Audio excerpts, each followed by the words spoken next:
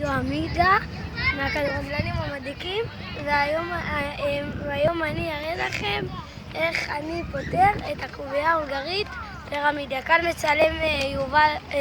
מצלם ירין כהן, יובל דהן כאן יושב, אנחנו פה בכל מיני מוזיאונים, אז בואו נתחיל. מוכנים? 3, 4, צא. הנה, אני עכשיו לפתור את זה, אני אנסה לעשות את זה מהר.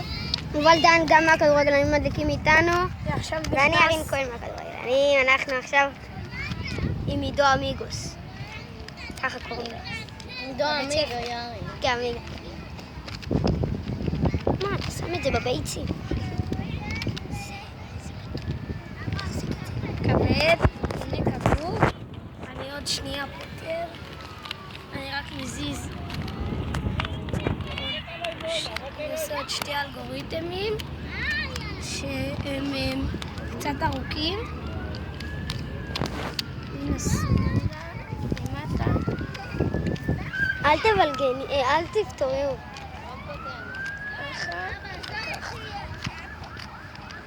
הנה, עוד עכשיו האלגוריתם האחרון, הוא גם קצת ארוך. הנה, ככה, צריך לעשות אותו פעמיים, ושנגיע למצב של הראשון. עכשיו נעשה אותו פעם שנייה. והנה נפתר לנו הקובייה. הוא פתר את הקובייה ועכשיו הוא יפתור את עכשיו אני אראה לכם את 2 ומהר. מהר, אני אנסה לעשות את זה מהר. 3, 4, צא. אחרי הקובייה 2 על 2, עידו עמיגה יפתור קובייה 3 על 3.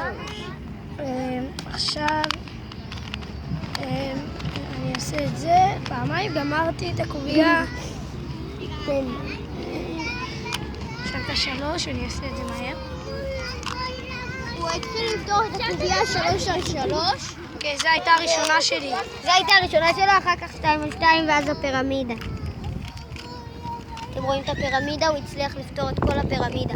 אדום, אין פה איך שאתם רואים הם לבן, יש פה רק 1, 2, 3, 4, יש פה רק 5. עידו עמיגה, הוא אלוף. אתם יכולים לראות את הסרטון הקודם איתי ואיתו בבית של אמיגוס. היום איתנו יובל, איך שאנחנו בפסטיבל הזה, יש שם פסטיבל.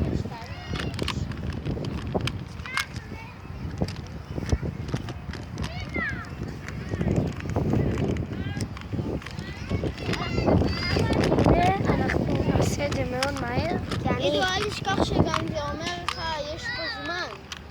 זה אומר שאתה יכול לפתור 3 קוביות בזמן מאוד מסוים.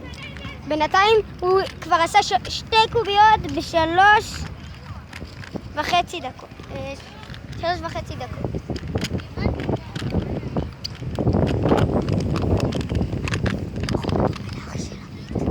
מה אתה עושה?